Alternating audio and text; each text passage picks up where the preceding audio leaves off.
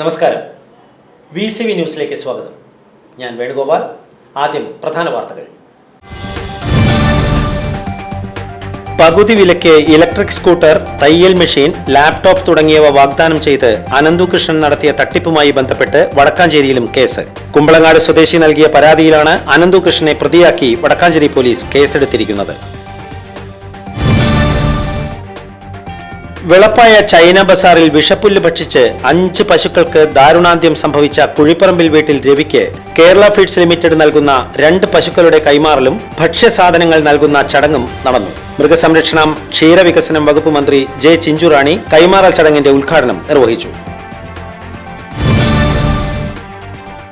Alathur MP K രാധാകൃഷ്ണന്റെ മാതാവ് ചേലക്കര പരേതനായ വടക്കേക്കര വളപ്പിൽ കൊച്ചുണ്ണിയുടെ ഭാര്യ ചിന്ന നിര്യാതയായി. 84 വയസ്സായിരുന്നു. രാഷ്ട്രീയ, സാമൂഹിക, സാംസ്കാരിക രംഗത്തെ പ്രമുഖർ ആദരാഞ്ജലി അർപ്പിക്കാൻ ചേലക്കരയിലെത്തി. ഉത്രാളിക്കാവ് പൂരത്തോടനുബന്ധിച്ച് നടത്തുന്ന അഖിലേന്ത്യാ എക്സിബിഷന്റെ കാൽനാട്ടൽ കർമ്മം നടന്നു.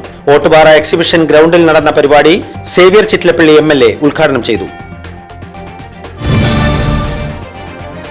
2 വീലറിന്റെ പേരിൽ നടക്കുന്ന തട്ടിപ്പ് കേസിൽ സമഗ്ര അന്വേഷണം വേണമെന്ന് യൂത്ത് കോൺഗ്രസ്.